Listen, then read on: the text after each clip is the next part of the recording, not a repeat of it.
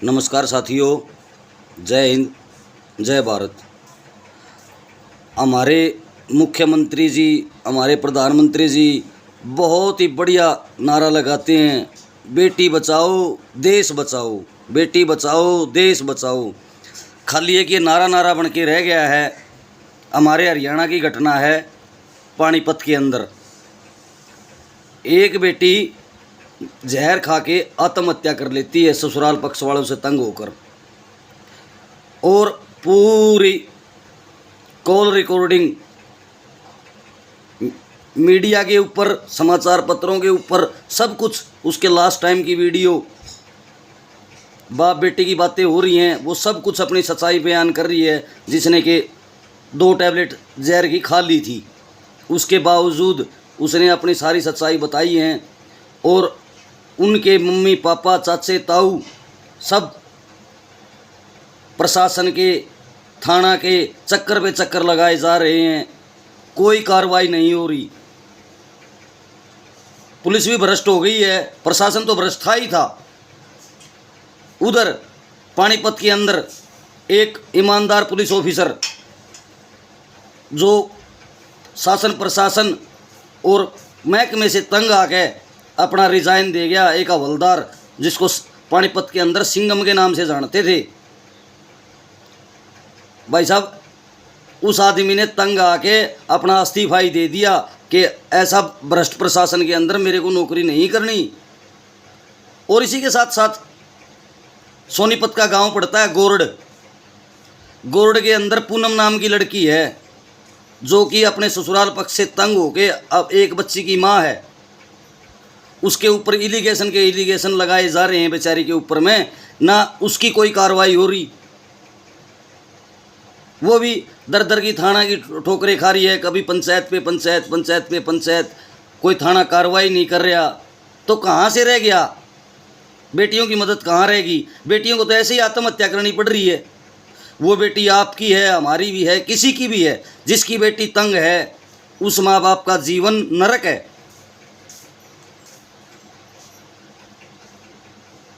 माँ बाप दर दर की ठोकरें खा रहा है, कोई इंसाफ नहीं मिल रहा। ये कैसी सरकार है? और हमारे मुख्यमंत्री जी हैं, वो ऐसे ऐसे भाषण देते हैं कि एक मुख्यमंत्री को शोभा ही नहीं देता। हमारी हरियाणा सरकार में गृह मंत्री है एक अनिल विज, जो कि शेर दिलेरी की बात करते हैं, अकेला एक शख्स है पूरी पार्टी के अंदर। तो मुख्यमंत्री जी सरसा में गए हुए थे, खुला दरबार लगा रखा था। लोग नशे के प्रति अपनी समस्याएं ले लेके आ रहे थे। तो वहाँ एक पंचायत ने डिमांड की कि मुख्यमंत्री जी आप एक बार हमारे यहाँ अनिल विज की ड्यूटी लगवा दो। तो मुख्यमंत्री पता है क्या जवाब देते हैं कि आप ही अम्बाड़ा चले जाओ। क्या ये मुख्यमंत्री के मुंह पे शोभा देता है?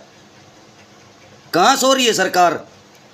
आम पब्लिक से मजाक करने का बनता है एक मुख्यमंत्री, भाई आम पब्लिक से मजाक करे, यही पदवी है एक मुख्यमंत्री की।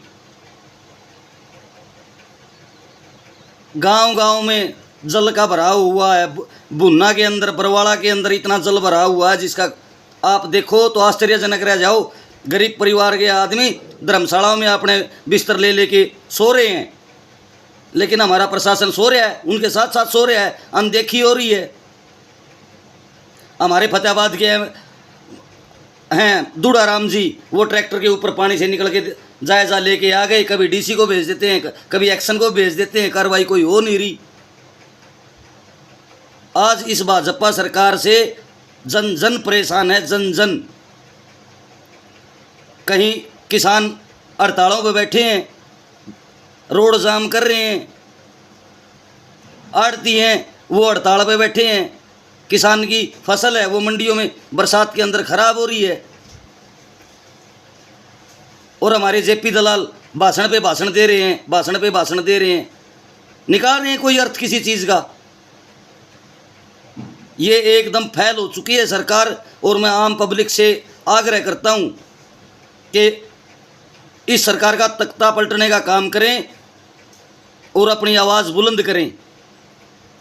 ना कोई बेटी सुरक्षित है, ना कोई किसान सुरक्षित है, ना कोई आम मजदूर सुरक्षित है। और महंगाई ने तो जान खा ली। एक आम इंसान अपना रोज़मर्रा का काम करके आता है और घर में झगड़ा होता है। क्यों होता है घर में झगड़ा? उसके क्योंकि पूरा खर्चा नहीं दे पाता वो। मियाँ बीवी का झगड़ा होता है। अब बीवी भी कहीं बाड़ी चुगने जा रही है, कहीं बाजरा काटने जा रही है, दोनों आदमी कमा रहे हैं घर में, उसके बावजूद खर्चा नहीं चल रहा। हर घर का ये हाल है। और बीपीएल कार्ड पे 20 किलो गेहूं दे दी, 1 किलो चीनी दे दी, हो गया महीने का राशन पूरा। क्या इस 20 किलो गेहूं से एक घर का महीने का पूरा पड़ जाता है? अरे रोजगार दो, भीख और फोकट की रेवड़ी नहीं मांग रहे, रोजगार दो। हम सरकार से कहते हैं कि रोजगार दो युवाओं को, जिससे कि जलते जलते घर बचे। आज हर नौजवान का, हर मध्यम वर्गीय इंसान का घर जलने के कगार पे आ गया है, गृहस्थी उजड़ने के कगार पे आ गई है। लोग आत्महत्या कर करके मर रहे हैं। और कहाँ सो रहे हैं हमारे मुख्यमंत्री जी और प्रधानमंत्री जी? उनको तो सिर्फ अपनी कन्वेंशन करने से फुर्सत नहीं है। सोचो आम आदमी के बारे में भी। क्या आप जन्मजात से ही मुख्यमंत्री थे क्या? भूल गए वो पुराने दिन जब साइकिल पे चलते थे और आरएसएस के संगठनों में घर से बाहर रहते थे? तब तो 300 रुपये का सिलेंडर होता था, तो आप चिंगारियां लेके रोड पे निकल जाते थे, मोमबत्तियां ले लेके।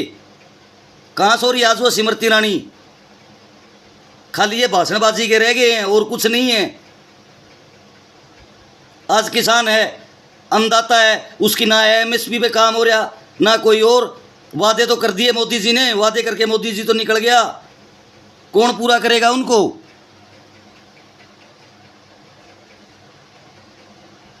ये खाली वादा खिलाफी सरकार है, झूठे जुमले देती है। किसी की कोई फिक्र नहीं, प्रजा की कोई फिक्र नहीं है।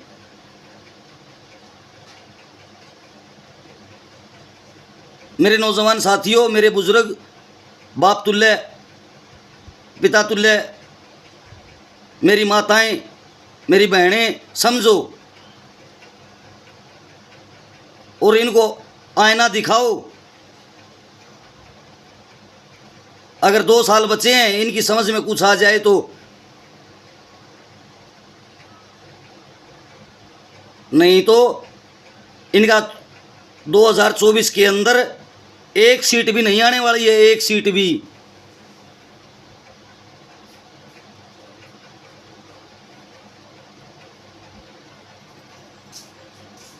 मैं भाजपा सरकार से कहना चाहता हूं कि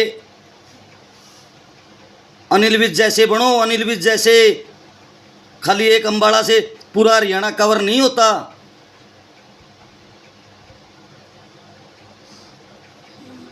मेरा यही आग्रह है और यही मेरा संदेश है। जय हिंद।